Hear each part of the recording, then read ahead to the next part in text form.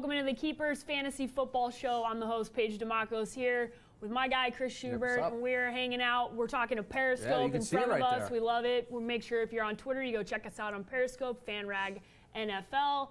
We got all the stuff today, guys. We got it all. We're going to hit injuries. We're going to hit the NFL headlines. We got start and sit, and then we're going to take your questions. So if you want to submit questions, what you got to do, you got to get on a Twitter. And if you don't have a Twitter account, now's a great time to start one because Twitter is the best. Wow. The best social media platform. Plug for Twitter. Yeah, you're welcome, Twitter. Jump on Twitter, find at FanRag NFL, jump on the Periscope. I got it pulled up in front of me. If you got questions, we got answers. Exactly. How's that for a That's tease? good. Yeah, that's good. I'll accept that. We'll answer any of your questions. All right, so here's where we're starting. Thursday Night Football, what does it mean for you and your team? There's a lot of fantasy people here that we're paying close attention to. Aaron Rodgers, Jordy Nelson, Devontae Adams.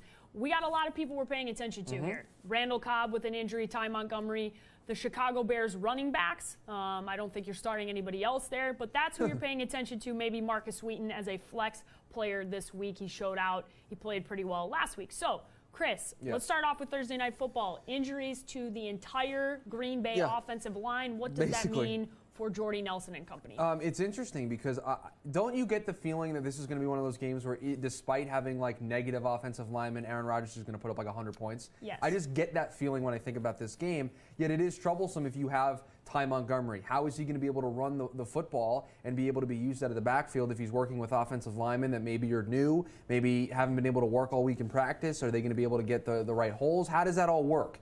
And I think that's really the big thing that you have to think about here. Does Aaron Rodgers have time to allow Randall Cobb and Jordy Nelson to get down the field for those deep threats? I don't know the answer to that question just because we haven't seen the configuration of this offensive line yet. But if there's one thing I'm not going to do, it's bet against Aaron Rodgers. And Aaron Rodgers always seems to find a way, and the Bears are not a good football team. I apologize, Paige. I think the Packers are going to have some success tonight despite being down offensive linemen, so I wouldn't worry too much about playing any of your favorite Packer fantasy players. I will combat you with this. I think when your offensive line is not looking as good as it is with Green Bay, I think you're always starting Aaron Rodgers. You're always starting Jordy Nelson.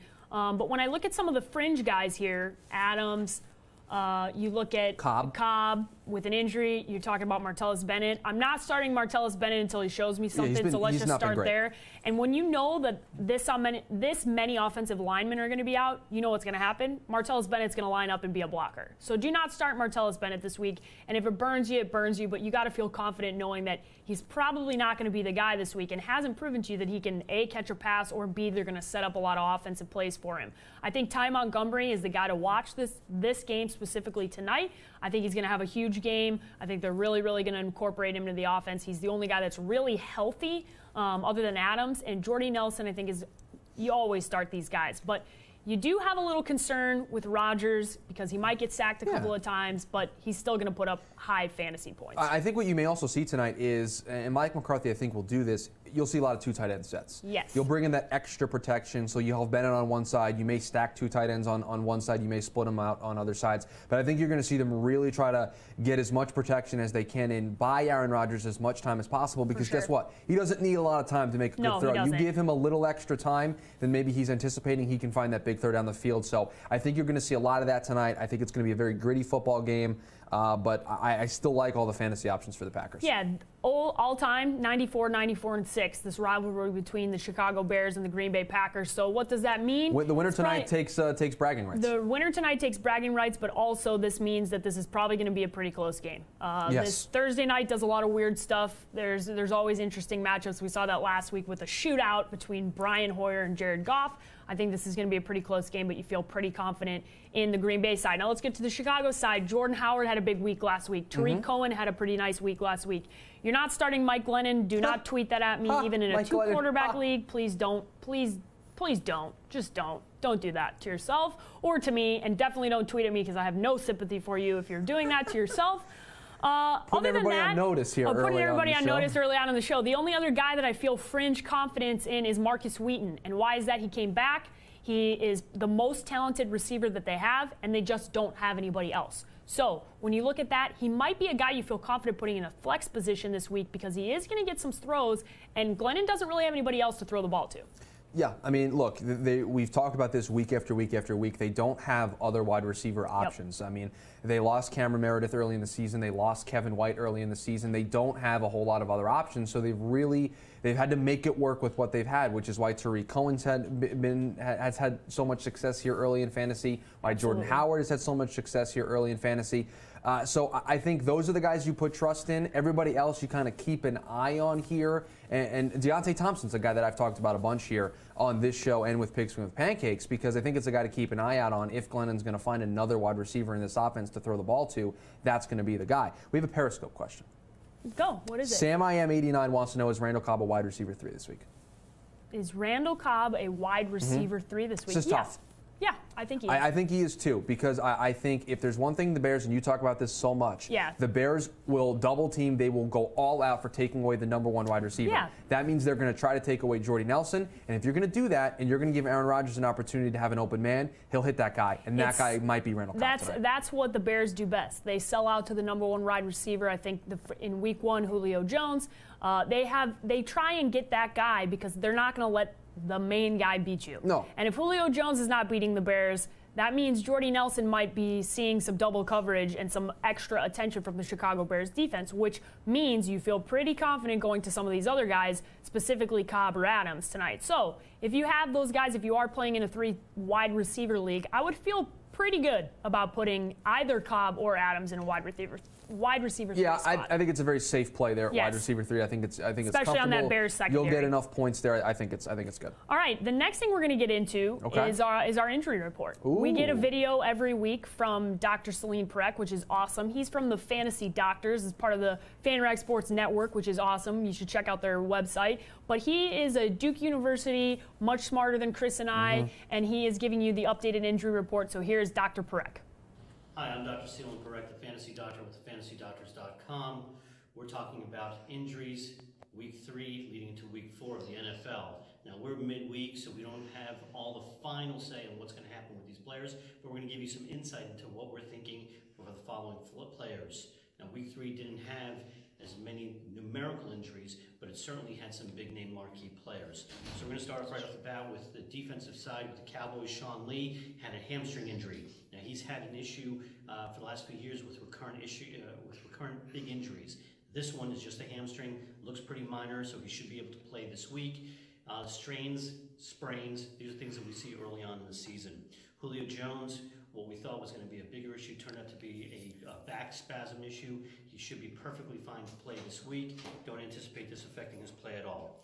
Melvin Gordon, running back for the Chargers, had a bone bruise in the knee. Now, even though he sat out the rest of the game, the word was that he would have been able to play if they really needed him. So this is a milder bone bruise. I don't anticipate this will affect him this week, so he should be good to go week 4.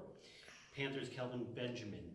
Big injury by video. It looked like it was very concerning with the ACL, and the same as the ACL injury that he had last year. Turns out that this was not an ACL issue. This is just a knee sprain. The MRI looked fine. So 2 to 4 weeks for him to return to play. Sometimes these athletes need injections of steroids into the knee to quiet it down.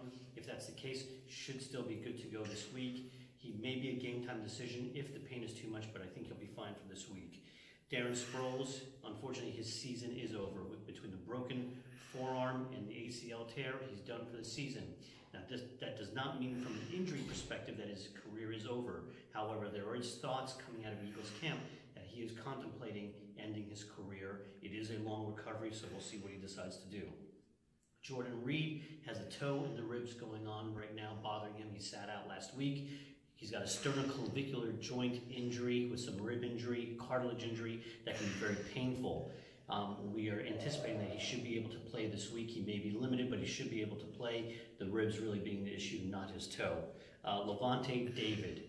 There was big concern that this was a more significant ankle injury, or maybe even a break. An MRI showed he did not have a high ankle sprain, but he had an inner ankle sprain, which is really the deltoid ligament. So when you feel the inner aspect of your ankle, that's where the deltoid ligament lives. It is a big, broad ligament.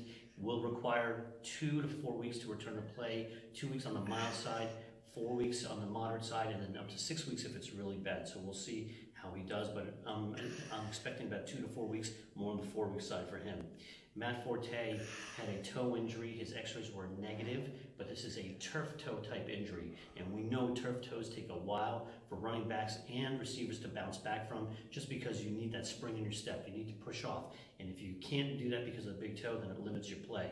Now, if he plays this week, he'll probably play with an orthotic, and he'll be limited in his effectiveness. So I think he'll be a game-time decision, but really more of a week-to-week scenario for him.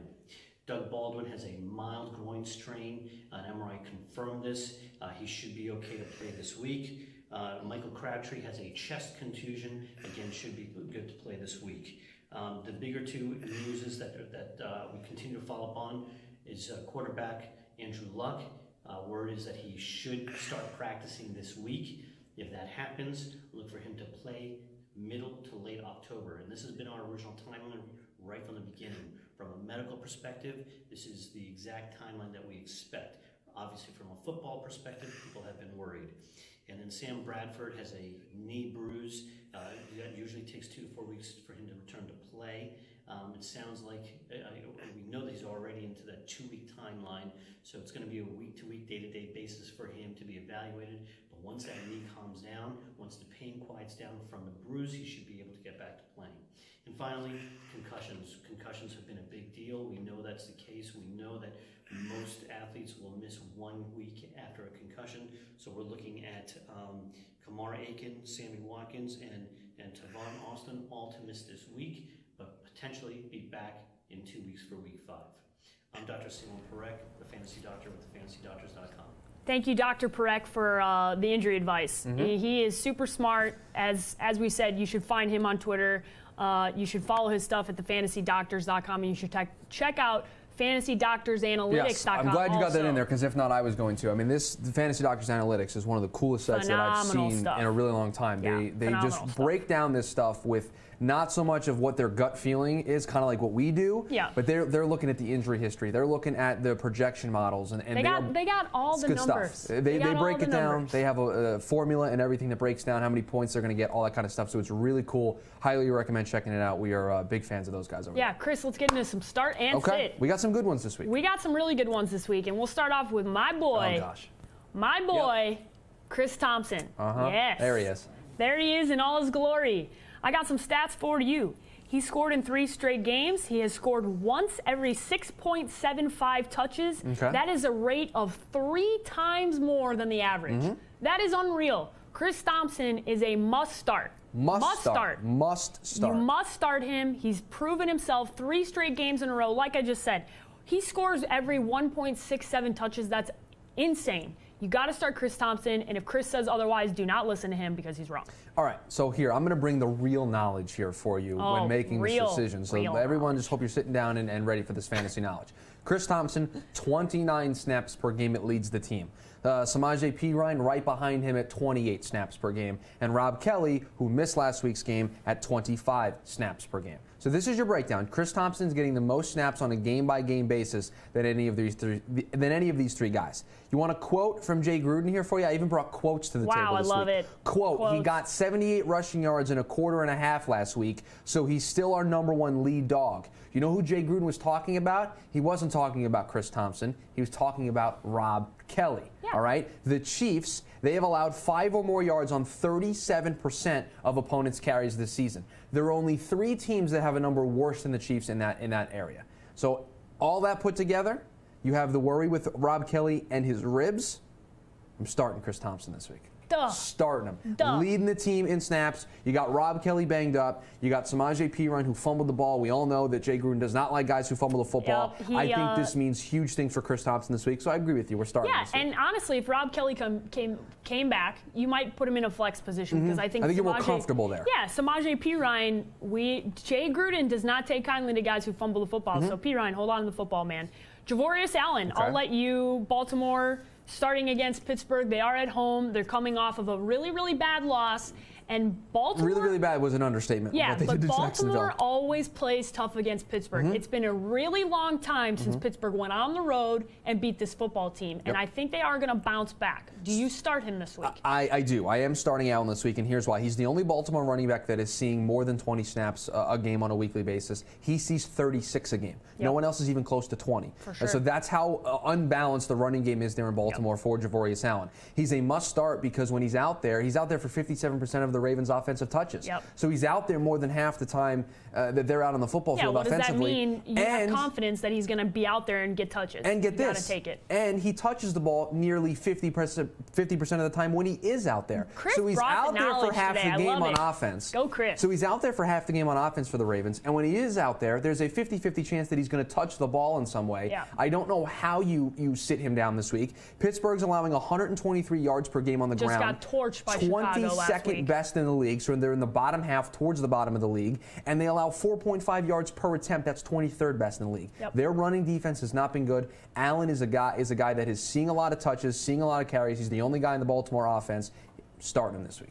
No, I'm completely in agreement with Chris. I'm definitely starting Allen this week.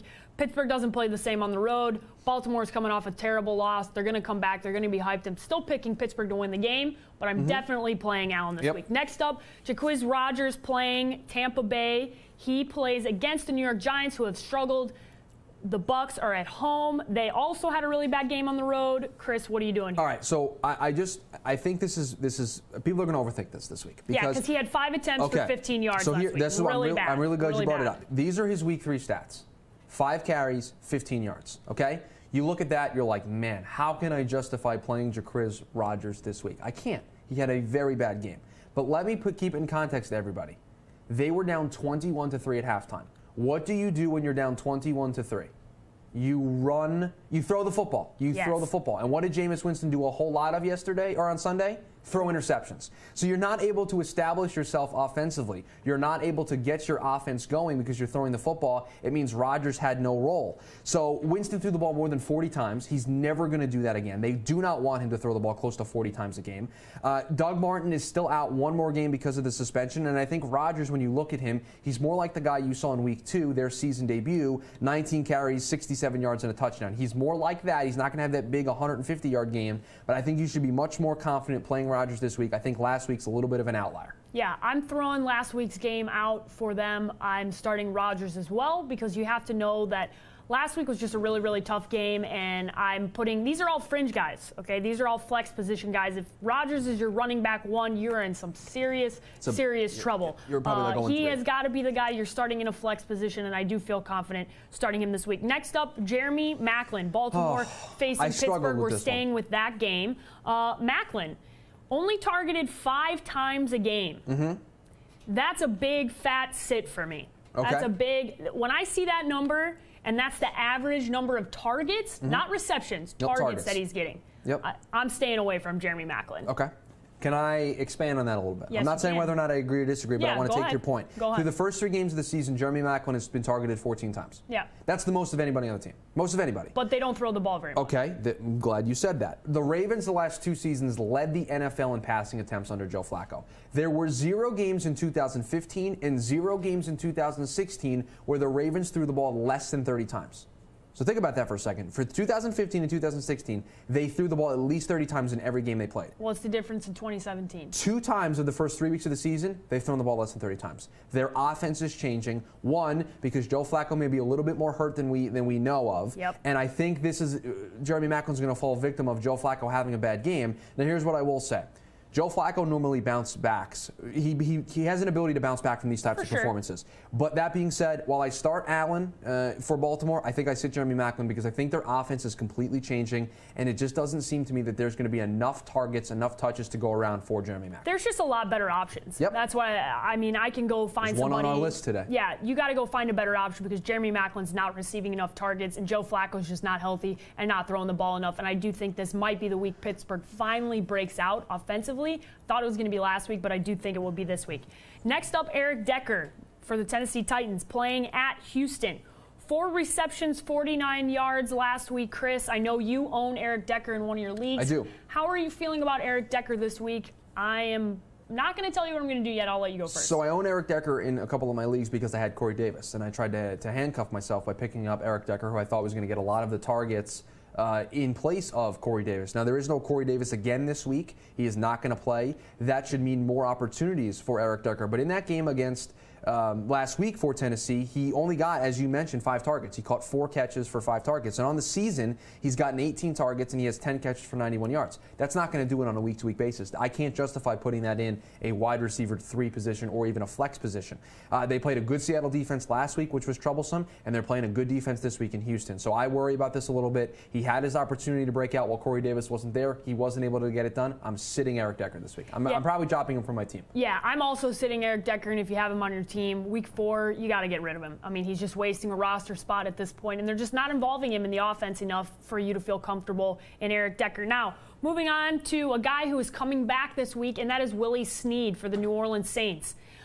I got some stats for you. Oh, I got stats for you, so I can't wait. This is going to be good. Okay, you go first. I'll let you go first. Okay, well, bring him on. He's returning from suspension, right? Yep, so 3-game suspension. He had been out. He's back. He had been out, and everyone goes, man, new guy coming in right off of his suspension. You worry about him getting used to being around Drew Brees, getting back into the flow of the offense. Not the case with Willie Snead. He's been there the last 2 seasons. Yep. He's been a guy that Drew Brees has gone to a whole lot. He's played in 15 games both of those seasons. He's been out there. And he's actually the guy that, now that Brandon Cooks is gone, is most comfortable with Drew Brees. Yes, and this is where I think we all know about the guy that I talked about last week, Brandon Coleman. Yep. They're looking for a wide receiver 2 after Michael Thomas. They are desperately in need for that. I think Willie Snead provides that for them. They're playing a Miami defense that allowed the Jets to put up 20 points on them offensively. I think this is a perfect game for the Saints offense to continue what you saw from them last week against Carolina. Who's a better defense. Willie Snead is a must-play this week. Yeah, must play. Willie Snead is also a must-start for me this week, and that's because he's facing the Miami secondary, who's ranked 23rd overall by Pro Football Focus. Is that good? Yeah, that's not very good. Not good. That's not very good, especially when you get torched by the Jets, who are not very good at all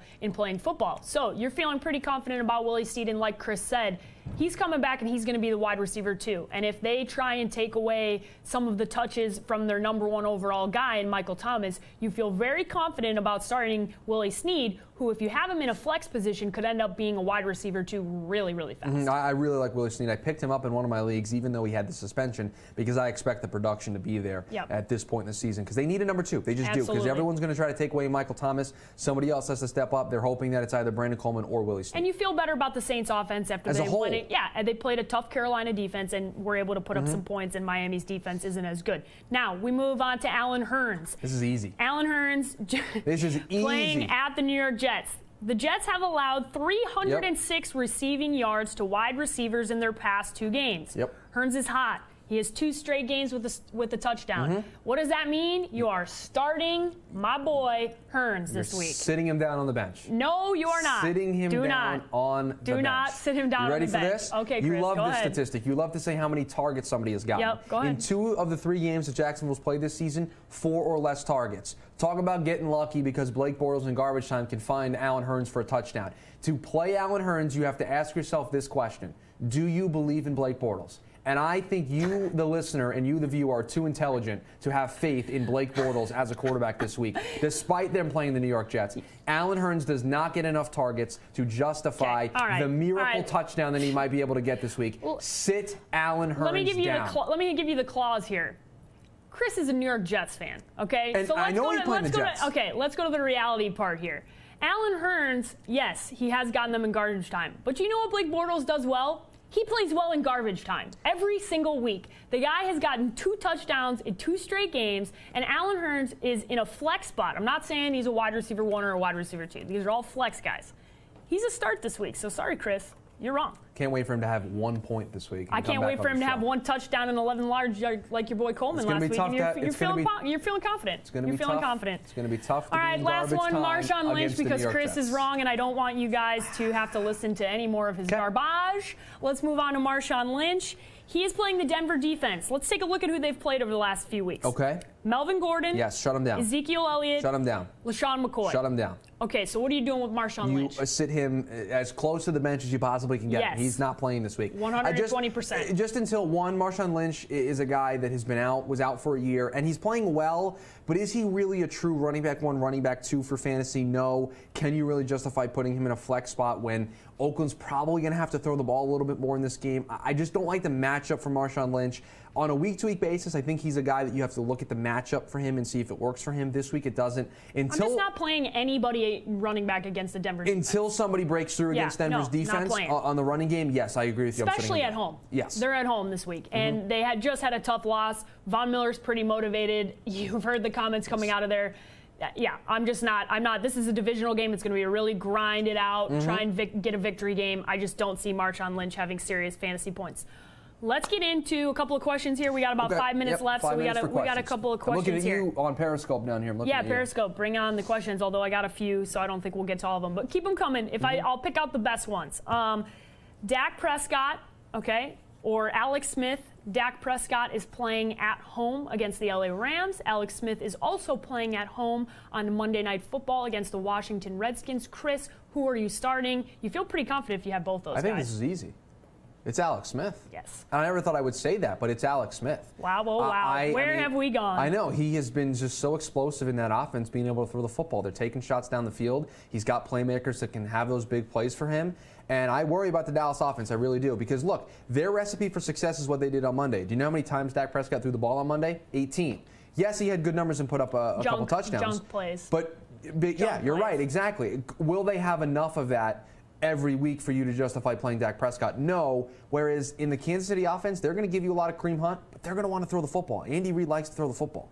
And I think that means good things for Alex Smith. Andy Reid likes to throw the football. That just sounds bizarre. Yep, he's throwing the football this year. He is throwing the football. All right, this one comes from Raul on Twitter. He wants to know Carson Palmer, who's facing off at home against the San Francisco 49ers, or Trevor Siemian, who is home against the Oakland Raiders. Chris, I'll let you go first here. I'm so sorry for your quarterback situation. I watched this 49er defense against a bad offensive line in Seattle hold Russell Wilson to 1 touchdown. And what do Seattle and Arizona have in common? Poor offensive line play right now. And I think that means Carson Palmer is going to struggle. They've given up 11 sacks as an offensive unit here through the first 3 weeks of the season. I can't believe this is 2 straight times. I never thought this quarterback's name would come out of my mouth as a fantasy start. I'm starting Trevor Siemian. Yeah, you have to start Trevor Siemian for the consistency that he's been able to give you. I know that Carson Palmer had a pretty good fantasy week last week. He had 22 points in standard scoring, threw for over 300 yards. But I'm with Chris. I think the Cardinals are going to struggle a little bit. They have more injuries on their offensive line. There's a big question mark about who's even going to be starting in this football game for their O-line. And although I did just see them give up a crazy amount of yards to the LA Rams, I think that Thursday night game was an anomaly. And I feel more confident starting Trevor Siemian, which is so bizarre. Weird. All right. This one comes from John P. on Twitter. He wants to know Lamar Miller, Tariq Cohen, or J.J. Nelson. Who do you feel most confident? So I'll go Lamar Miller, Tariq Cohen, or J.J. Nelson, and this is in a PPR league. I'm only starting one of them? Yep. Tariq Cohen. Yes. I think it's easy. He's shown the consistency here through the first couple weeks of the season. I still have yet to see that game from the Green Bay defense that everyone has been telling me is supposed to come with this group. Yeah, it's not going to. It's not coming. Their defense is not very good. There's an opportunity for big plays in this game tonight. I absolutely start Tariq Cohen. J.J. Nelson had a really good week last week, or 2 weeks ago now, but I just think Tariq Cohen's a little bit more consistent. This last question we're going to get to here comes from Bird Gang Nation, Bird Gang 570 on Twitter. He wants to know, okay, first and foremost, I want in on your league, because if these are who you're choosing for in a flex position, I don't know who the hell you're playing with. Oh, man. But this is like, I'm excited for this one now. This is good. This is a joy. This is for a flex spot. Flex spot. LeSean McCoy. Tyreek Hill. Jordan Howard or Devontae Adams. Good God Almighty, let me in your league. All right, please let me in your league. So let's rule out Devontae Adams. Yes, no. So it's LeSean McCoy, Tyreek Hill, and Jordan Howard. Yeah, in a standard league. It's not a PPR league. No, standard league. So that means Tyreek Hill loses some value here. Yes. LeSean McCoy. Yep. If it's a PPR league, advantage. If it's a PPR league, I think this is an easy answer. It's Tyreek Hill. But in a standard league, I think it's LeSean McCoy. They're going to run the ball more in that offense. Yep. I know Jordan Howard. Jordan Howard has Tariq Cohen, who's going to take away some touches from him. I can't name another Buffalo running back. I don't make that joke on this show a lot, but I can't. I can't name another Buffalo running back. Who do they have up there? It's going to be LeSean McCoy. They have Joe Schmo. Oh, yeah, exactly. That's who's playing so it's them. LeSean McCoy. If it's a standard league, it's LeSean McCoy. PPR league, I would go with Tyreek Hill. They're playing at the Falcons, though. Who don't play defense. Yeah, they do not play defense. Did you see what the Lions just did to them last Sunday? Inside that turf in Atlanta, I feel pretty confident. I think if you're in a standard league, you can't go wrong with LeSean McCoy or Jordan Howard. No. So I feel pretty confident starting either one of those guys, but it wasn't a standard league. Otherwise, I would go Tyreek Hill 100%. But consider Jordan Howard or Tyreek Hill for one of your wide receiver spots, I think. Yeah, and consider Jordan Howard for one of your other running back spots. Can I add something real quick? Yeah, I don't know who the hell you're starting over Jordan Howard in an RB2 spot. So Sam Bradford officially out for the Vikings on Sunday. So he's out against Detroit. So if you're a Sam Bradford owner, this is now the third straight week. And if you have Golden Tate or anybody on the Detroit Lions, you feel really confident. Yeah, you feel really confident about their ability to play well. But yeah, so no Sam Bradford this week for the Minnesota Vikings. That coming from Adam Schefter. All right, guys. Well, that'll take us to the end of the show. But if you guys want more fantasy football action, you can always follow this podcast on Twitter at @TheKeepersFF. You can subscribe to our podcast on iTunes at The Keepers. You can find it. You look it up on your iTunes on your iPhone. New episode coming Monday. Yeah, new episode coming Monday, and a preview of that. Adam Rank, who works for the NFL, who's an awesome fantasy football analyst, is going to be on that podcast. So you're definitely going to want to tune into that show. And you can watch us plus Jamie Eisner on Sunday mornings to set your lineup. That is Pigskin with Pancakes. But for Chris Schubert, I'm Paige DeMacos. We'll see you guys next Tuesday. Bye, guys.